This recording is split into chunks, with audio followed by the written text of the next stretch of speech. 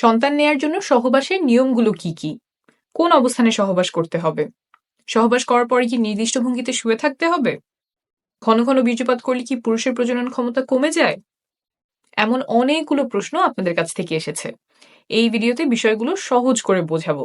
একদম হাত কলমে দেখিয়ে দিচ্ছি। এটা হচ্ছে একজন নারীর কোমরের অংশের মডেল। এই দুটো হচ্ছে কোমরের হাড্ডি, আর এইটা হচ্ছে মেরুদণ্ড। আমরা নিচে চলে যাই। এই ওপরে যে ছোট্ট ছিদ্রটা দেখতে পাচ্ছেন, এটা হচ্ছে প্রস্রাবের রাস্তা, এদিক দিয়ে প্রস্রাব বের হয়। তার নিচে এই যে এই ছিদ্রটা দেখতে পাচ্ছেন, এইটা হচ্ছে যোনিপথের ছিদ্র। এখান দিয়েই মাসিকের রক্ত বের হয়, প্রসবের সময় এই রাস্তা দিয়েই বাচ্চা বের হয়, এবং সহবাসের সময় এই রাস্তাতেই বীর্যপাত হয়। আর নিচে যেটা দেখতে পাচ্ছেন, এটা হচ্ছে পায়ুপথ, এখান দিয়ে মল বের হয়। এখন আমরা চলে আসি ভেতরে কি আছে। সবচেয়ে উপরের ছিদ্রটা ছিল প্রস্রাবের রাস্তা, তাই আমাদের প্রস্রাবের রাস্তার পেছনে আছে মূত্রথলি। এখানে প্রস্রাব জমা থাকে, তারপর প্রস্রাবের রাস্তা দিয়ে বের হয়ে যায়। এখন আমরা আসবো যোনিপথের রাস্তার পেছনে কি থাকে। সন্তান ধারণ বোঝার জন্য এটাই সবচেয়ে গুরুত্বপূর্ণ। যোনিপথের পেছনে থাকে এই জিনিসটা। আস্তে আস্তে বোঝাই। এই যে দেখছেন ছিদ্রটা, এটাই হচ্ছে যোনিপথের ছিদ্র। এদিক দিয়ে রক্ত বের হয়, এদিক দিয়ে বীর্যপাত হয়, আবার এই রাস্তা দিয়েই বাচ্চা প্রসব হয়। তো এইখানে হচ্ছে আমাদের বীর্যপাতটা হয়। বীর্যপাত হওয়ার পরে শুক্রাণু এইখান থেকে চলে যায় জরায়ুতে। জরায়ুটা হচ্ছে এই জিনিসটা। এই যে এইটা হচ্ছে আমাদের জরায়ু। ভেতর থেকে কিরকম দেখা যায়? ভেতর থেকে এরকম দেখা যায়। আমি আরেকটা ভালো মডেলে এই যোনিপথ এবং জরায়ুটা দেখাচ্ছি। এই যে এটা একই, এই জায়গাটা, এইটা হচ্ছে আমাদের যোনিপথের ছিদ্র, এদিক দিয়ে মাসিকের রক্ত বের হবে। ভেতর থেকে যদি আসি, তাহলে এই যে এইখানে আমার যোনিপথের ছিদ্র, এইটা হচ্ছে যোনিপথ, আর এই যে এইটা হচ্ছে আমাদের জরায়ু। সহবাসের সময় এই জায়গাটাতে বীর্যপাত হয়। এইখান থেকে শুক্রাণু জরায়ুর মুখ এই পর্যন্ত পৌঁছাতে লাগে মাত্র কয়েক সেকেন্ড। এখন অনেকে আমাকে প্রশ্ন করেন যে সহবাসের পরে কতক্ষণ চিত হয়ে শুয়ে থাকতে হবে, পা উঁচু করে কতক্ষণ রাখতে হবে, কোমরের নিচে কয়টা বালিশ দিতে হবে, বা শুনেছি অমুক অবস্থানে সহবাস করতে হবে, কিন্তু ওই অবস্থানটা আমার কষ্টদায়ক হয়। এই যে যতগুলো কাজ বললাম, এই কাজগুলোর কোনোটা গর্ভধারণে বা সন্তান ধারণে উপকার করে এমন কোনো প্রমাণ নেই। তাই এগুলোতে যদি আপনার কষ্ট হয়, তাহলে এগুলো করার কোনো প্রয়োজন নাই। আপনার যদি ভালো লাগে তাহলে করতেই পারেন।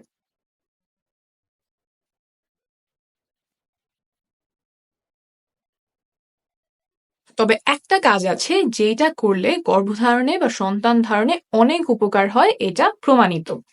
সেটা হলো সঠিক সময়ে সহবাস করা।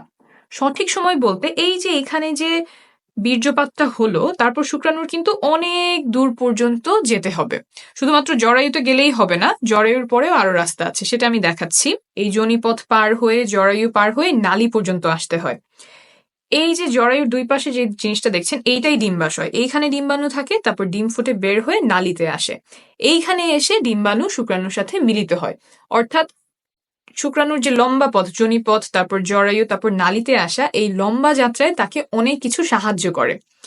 যোনিপথের যে স্রাব আছে, জরায়ুর যে স্রাব আছে, তারপর সংকোচন প্রসারণ, এই সব মিলে শুক্রাণুর পথটাকে সুগম করে। কিন্তু এই সুগম করার কাজ সে মাসের একটা নির্দিষ্ট সময়েই করে, যেটাকে আমরা বলি ফার্টাইল টাইম। অন্য সময়গুলোতে এই স্রাবগুলো শুক্রাণুর জন্য সহায়ক না, দরজাগুলো বন্ধ করে দেয় যাতে শুক্রাণু জায়গা মতো পৌঁছাতে পারে না।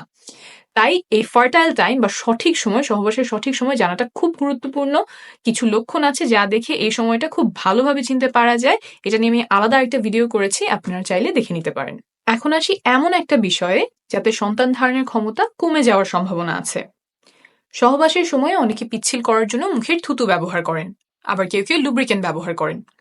ল্যাবে পরীক্ষা করে পাওয়া গেছে যে থুতু এবং কয়েক ধরনের লুব্রিকেন্ট শুক্রাণুর চলাচল ক্ষমতা কমিয়ে দেয়।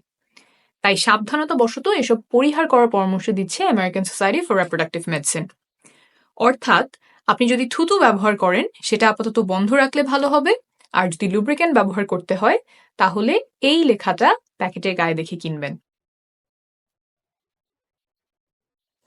এসব ব্যবহার করলে যে গর্ভধারণের সম্ভাবনা বেড়ে যাবে তা কিন্তু নয়, বরং প্রয়োজন হলে ব্যবহার করতে পারেন।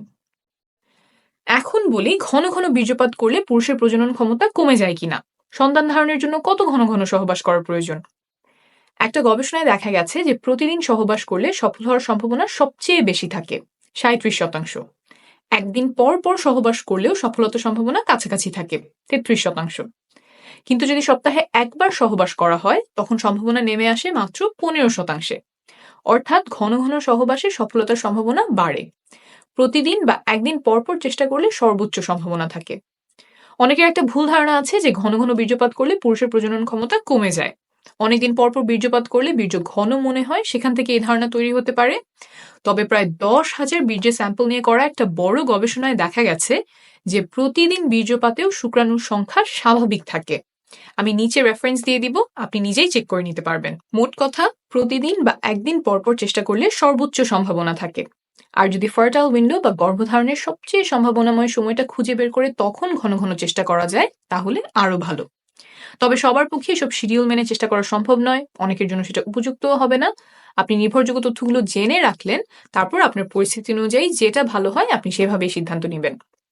আপনি যখন বাচ্চা নেওয়ার চেষ্টা করছেন তখন মা ও শিশু সুস্বাস্থ্যের জন্য কিছু নিয়ম মানা আবশ্যক, যেমন ফলিক অ্যাসিড খাওয়া, যাতে করে বাচ্চার ব্রেইন আর মেরুদণ্ডে জন্মগত ত্রুটি হওয়ার ঝুঁকি কমে যায়। এসব আমি আরেকটা ভিডিওতে সহজে বুঝিয়েছি, প্রয়োজন হলে সেই ভিডিওটি দেখে নেবেন। ভালো থাকবেন, সুস্থ থাকবেন।